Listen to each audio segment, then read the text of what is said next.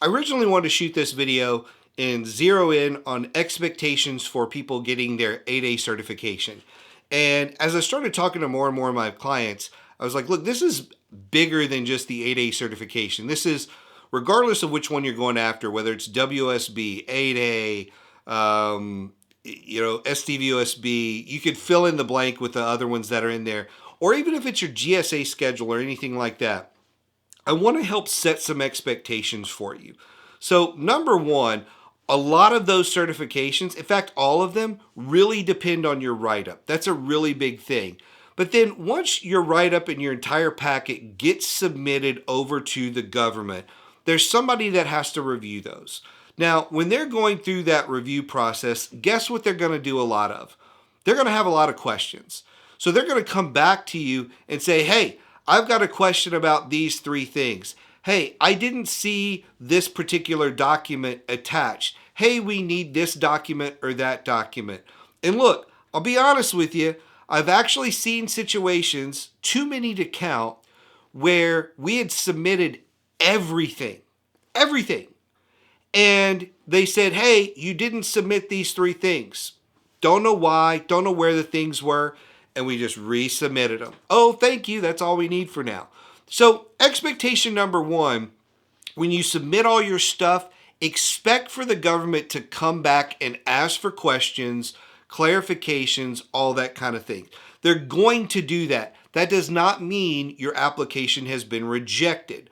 All that means is they need clarification on those things. And it doesn't matter whether you did this yourself or you had somebody do this for you.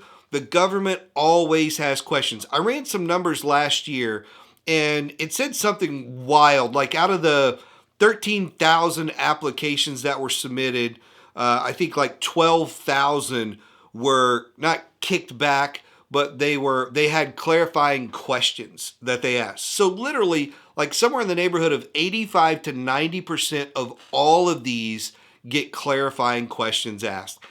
And I get how that can frustrate people that, hey, I've done everything right. I've even paid a consultant and they're asking these questions. Well, guess what? They're doing it for 85, 90%. Now, why would the government do that?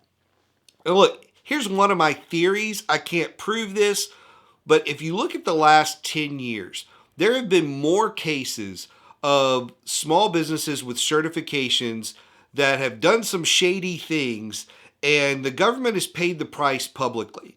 Like where they've awarded a brand new 8A company a $300 million contract. I think that was around the hurricanes and Haiti and all that kind of stuff. And then the company had never done a contract before. And so they wind up doing a bunch of stupid things with the money. They can't deliver at the end of the day. And guess what? It gives a black eye to everyone involved. And there's just hundreds of those stories, if not thousands of those stories. So I think the government's doing a good thing by trying to clarify and make sure you are legitimately who you say you are. I can't tell you how many times I get on the phone with a company and they claim to be a WSB, and I'm on the phone and there's a man on the phone or a couple of guys on the phone, and I say, well, where's the W? Where's the woman? And they say, oh, well, that's my wife and she's not really involved. Well, guess what? You're not a WOSB in those situations.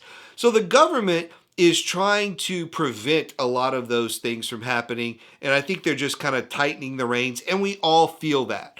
And so understand that that's all they're doing is they're trying to verify that you are who you say you are, the percentage of the company you own, all of those things are as correct as they can possibly be. You meet the criteria, and then you're going to get awarded your certification or your GSA schedule or whatever it may be. The other thing that I've seen a lot of is we've gone from just having contracting officers to a lot more contracting specialists and even junior contracting specialists in the mix. And guess what? A junior contracting officer is not near as skilled as a contracting officer. So guess what? They miss more things, they have more questions about things, and they're just trying to go through the process to make sure all the I's are dotted, all the T's are crossed, and all that kind of stuff. So don't worry that much if your stuff gets kicked back. Make sure you have a solid packet that you put in there, and of everything, your write-up, when it asks for a write-up about your situation, that's where you need to spend a lot of time making sure your write-ups are very, very detailed.